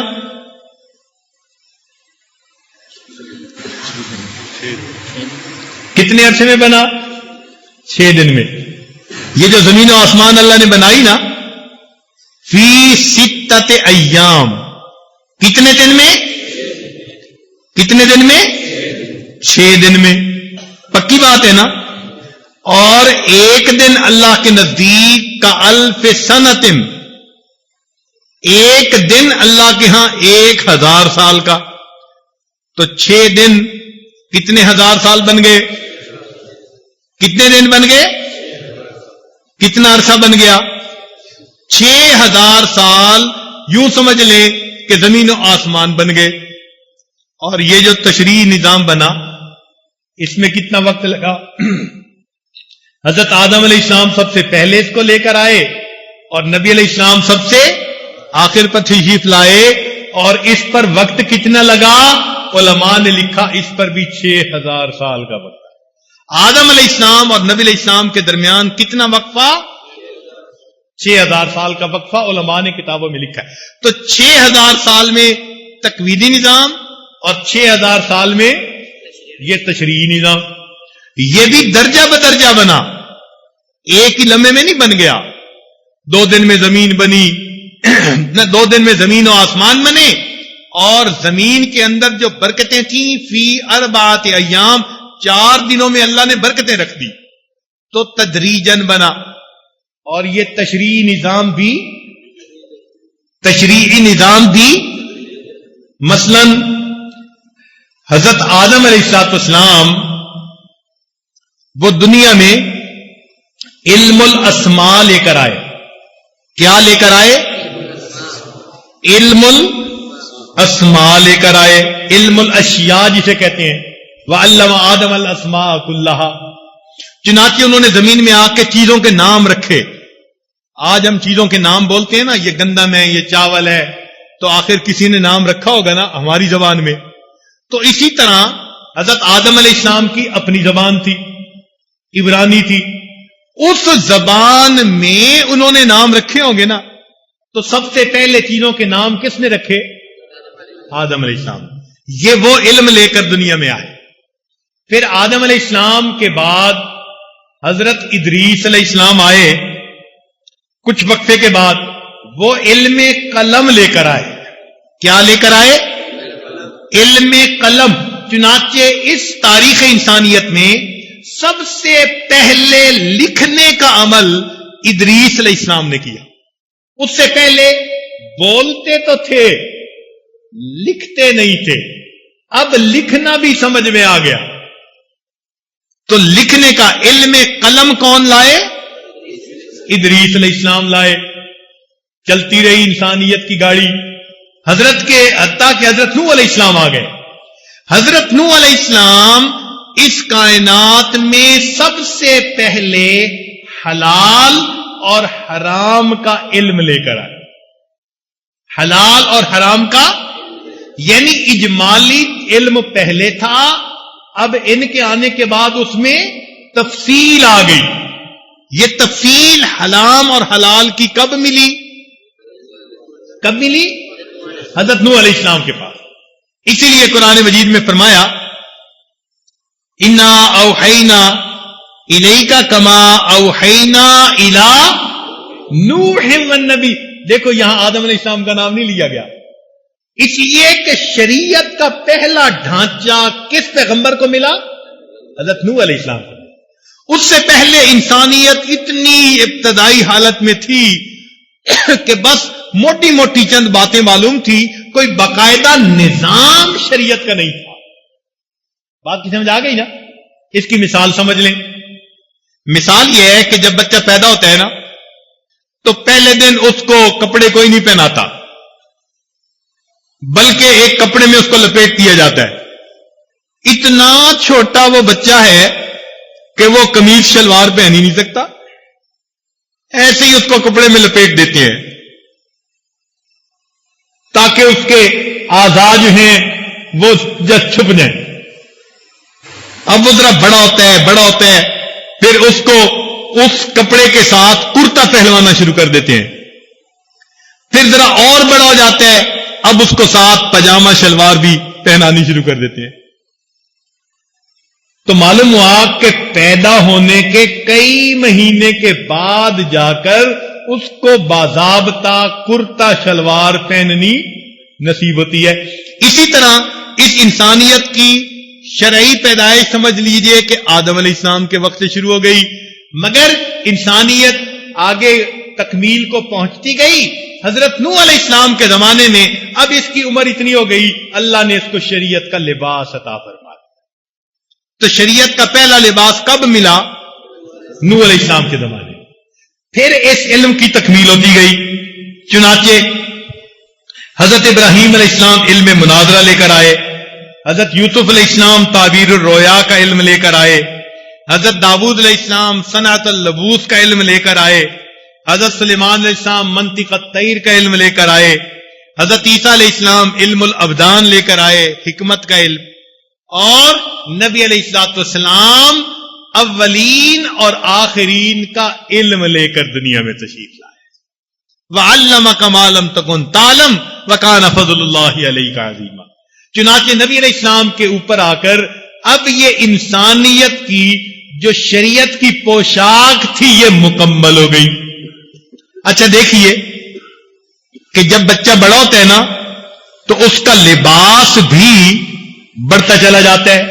جو آج کپڑے بنوائے وہ سال بعد چھوٹے ہوتے ہیں, پھر اور کپڑے بنوانے پڑتے ہیں, اگلے سال اور کپڑے بنواؤ اور بنواؤ. لیکن جب 25-30 سال کی عمر ہو جاتی ہے تو بندے کا قد اتنا ہو جاتا ہے کہ اب اس کے لباس کا ایک سائز ہوتا ہے اور پھر مرنے تک وہی سائز چلتا چلا جاتا ہے. اب مثال کے طور پر میرے بازو کی ایک لمبائی ہے, اب یہ کبھی نہیں ہو سکتا کہ 5 سال کے بعد بازو کی لمبائی بڑھ جائے گی. ہڈیاں بڑھنی 27 سال کی عمر میں بند ہو جاتی ہیں, قد کاٹ ایک جگہ فکس ہو جاتا ہے. چنانچہ لمبائیاں فکس ہو گئیں. مجھے یاد ہے سالوں پہلے کبھی کسی درزی کو ایک ناپ دیا تھا اور اس کے بعد وہی ناپ بن رہا ہے اور ہم اسی لباس میں زندگی گزار رہے ہیں. اب شلوار کی ایک اونچائی ہے وہ فکس ہو چکی, اب وہ اونچائی قد کے لحاظ سے پکی ہے, ساری عمر اب وہی چلے گی. تو گویا لباس کا سائز باقی زندگی کے لیے وہی کافی. یوں سمجھ لیجئے کہ یہ انسانیت کی حیثیت ابتدا میں بچے کی سی تھی, وقت کے ساتھ ساتھ بڑی ہوتی گئی, اللہ تعالیٰ انبیاء بھیجتے گئے اور شریعت کے لباس پوشاک کو بدلتے گئے حتیٰ کہ نبی علیہ السلام کے زمانے میں یہ انسانیت اپنی بھرپور جوانی کی عمر کو پہنچ گئی تھی. اللہ نے اسلام کی ایسی پوشاک عطا فرما دی, اب قیامت تک اسی سائز پر یہ زندگی گزارتی رہے گی, کسی نئے دین کی ضرورت ہی نہیں. قیامت تک کے لیے یہی دین ہے. تو بات سمجھ آ گئی. تکوینی نظام کا جو علم رکھنے والا بندہ ہے اس کو ہم موجد کہتے ہیں, اور تشریعی نظام کا علم رکھنے والا بندہ اس کو کیا کہتے ہیں؟ کیا کہتے ہیں؟ مجتہد کہتے ہیں. مجتہد یہ کرتا ہے کہ اصول و کلیات کو ڈھونڈ کر اپلائی کرتا ہے اور مسائل کے نئے نئے جواب نکال کے دے دیتا ہے. اب ایک بات اور سنیے کہ جس طرح تکوینی نظام میں ایجاد ممکن ہے, ایجاد کیا ہوتی ہے کہ اصول کو استعمال کر کے نئی جزی کوئی بنا دینا, نئی چیز بنا دینا, اسی طرح شریعت کے اندر اجتہاد ممکن ہے. لہذا ایک اجتہاد تھا اصول کا, وہ ائمہ اربعہ کر گئے, اب اجتہاد رہ گیا فروع کا. چنانچہ وہ بعد میں کتنے 100 سال کے فقیہ آتے گئے اور وہ بھی اجتہاد کرتے گئے. امام ابو یوسف رحمۃ اللہ علیہ وہ مجتہد فی المسائل تھے, فی المذہب تھے. امام اعظم کیا تھے؟ مجتہد فی الشرع تھے. اور امام محمد امام یوسف یہ کیا تھے؟ مجتہد فی مذہب تھے. پھر ان کے بعد اور جو ہے مجتہدین کی ایک جماعت آئی سینکڑوں سال میں, وہ مجتہدین فی المسائل بن گئے. تو جیسے یہ بھی ایک سلسلہ اللہ کے فضل سے چل رہا ہے اور نئے نئے اللہ کی قدرت کی نشانیاں کھل رہی ہیں, تو یہ بھی ایک سلسلہ چل رہا ہے اور نئے نئے مسائل کے جوابات سامنے آتے چلے جا رہے ہیں. چنانچہ موجد جو لوگ ہوتے ہیں ان کے دماغ زمانے کی ضرورتوں کے مطابق چلتے ہیں, اور مجتہدین کے دماغ ان کے زمانے کے حالات کے مسائل کے مطابق چلتے ہیں. جیسے حالات ہوتے ہیں ویسے مسائل کے جوابات وہ نکال دیتے ہیں. اپنے زمانے کے مسائل کے مطابق وہ جوابات کو اکٹھا کر دیتے ہیں. چنانچہ موجد کیا کرتا ہے کہ وہ جزیات میں غور کرتے کرتے کلیے تک پہنچتا ہے, پھر کلیے کو استعمال کر کے نئی جزیات نکالتا ہے. اور مجتہد بھی یہی کرتا ہے کہ شریعت پہ غور کرتے کرتے کلیات تک پہنچتا ہے اور پھر کلیات کو استعمال کر کے نئی جزیات کو نکال دیتا ہے. جس طرح مادی اور تکوینی نظام منظم اور مرتب ہے, اسی طرح یہ تشریعی نظام بھی منظم اور مرتب ہے. لہذا دین کے بھی کچھ اصول ہیں. ایک اصول یہ ہے, اللہ تعالیٰ فرماتے ہیں وَمَا جَعَلَ عَلَيْكُمْ فِي الدِّينِ مِنْ حَرَجٍ, ہم نے تمہارے لیے دین میں حرج نہیں بنایا. چنانچہ نفی حرج یہ ایک اصول ہے. پورے دین کے اندر آپ ہر بات میں غور کر کے دیکھ لیں, یہ اصول آپ کو کار فرما نظر آئے گا. نفی حرج نظر آئے گی پورے دین میں. تو جیسے یہ منظم اور مرتب نظام ہے, یہ جو تشریعی نظام ہے یہ بھی کیا, یہ بھی منظم اور مرتب نظام ہے. لہذا جیسے ادھر عقل استعمال ہوتی ہے, یہ کائنات کی نئی نئی ریسرچ کرنے کے لیے عقل استعمال ہوتی ہے یا نہیں ہوتی؟ ہر بندہ تو ریسرچ نہیں نہ کر سکتا. کون کرتا ہے؟ جو بڑے دماغ والا ہوتا ہے, بڑا پی ایچ ڈی اور بڑا ڈاکٹر اور بڑا فلاں, وہ جا کے ریسرچ کر سکتا ہے. اسی طرح دین کے اس نظام میں بھی وہی ریسرچ کر سکتا ہے جس کو اللہ نے بڑا دماغ دیا ہوتا ہے, اور وہ فقہی اصول و کلیات کو سامنے رکھ کر پیش آنے والے نئے مسائل کا جواب بتاتا رہا جاتا ہے.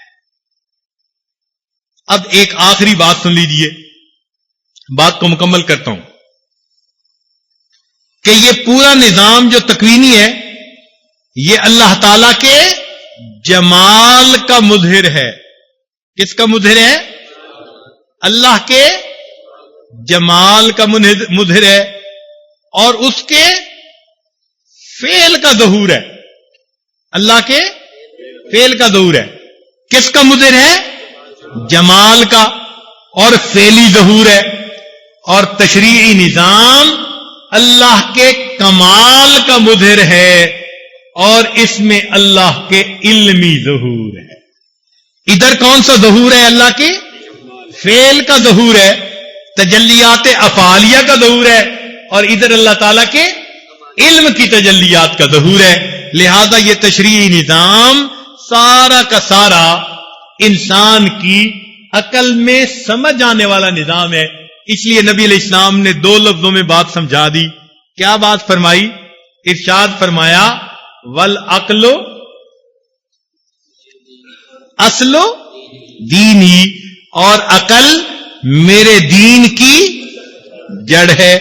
تو اب بات سمجھ میں آ گئی نا کہ پورا دین. تو اب یہاں سے ایک بات سمجھ میں آ گئی کہ جو لوگ دین پڑھتے ہیں نا یہ بڑے عقل والے لوگ ہوتے ہیں.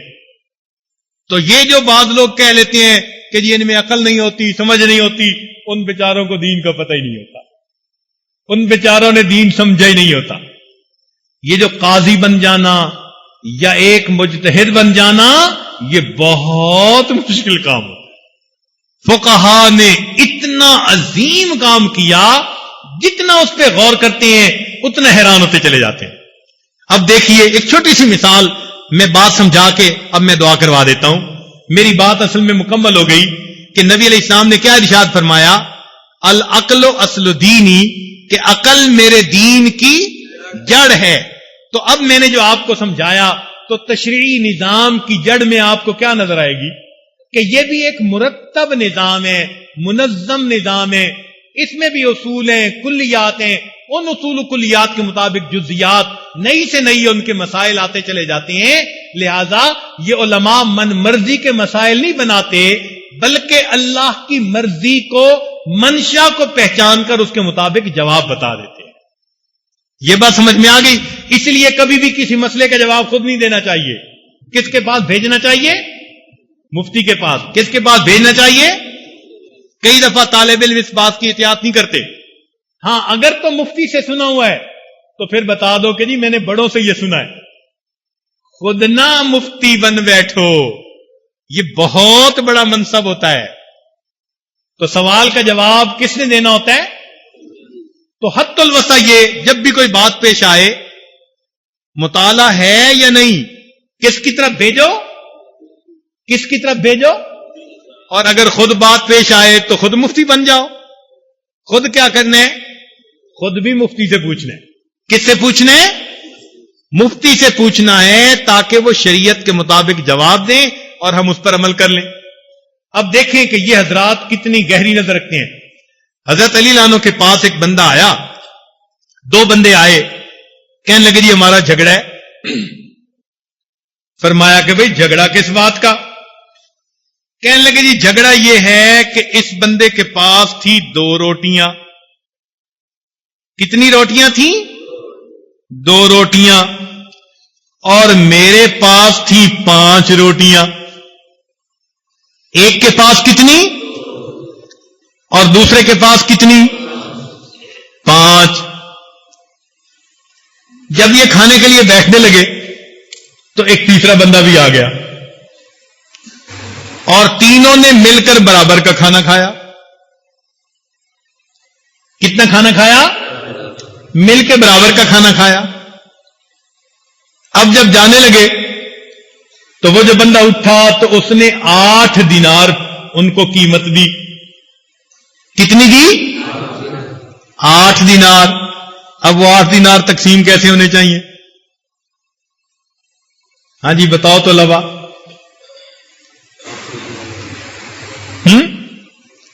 2 روٹی والے کو کتنے ملے اور 5 روٹی والے کو کتنے ملے؟ نہ اس نے دیے 7 دینار. ہاں 3 روٹیاں ایک کے پاس تھیں، 5 ایک کے پاس تھیں، 8 سے بنتی تھیں، اور اس نے 8 ہی دینار دے دیے. تو اب کتنے کتنے دینار تقسیم ہونے چاہیے؟ ہاں جی بولے. کس سے پوچھ لیں؟ مفتی صاحب سے پوچھ لیں. چلیں آپ نے بات کو پہلے ہی سمجھ لیا، مگر پیسوں کی بات ہے نا تو تقسیم تو یہ بھی کر نکالیں گے. تو اب آپ کی عقل کیا کہتی ہے؟ عام بندے کی عقل کہتی ہے کہ 3 روٹی والے کو 3 دینار اور 5 روٹی والے کو. عقل یہی کہتی ہے نا؟ کیوں بھائی؟ ایسے ہی کہتی ہے نا عقل. اور اگر آپ ایسا فیصلہ کریں گے تو غلط فیصلہ ہوگا.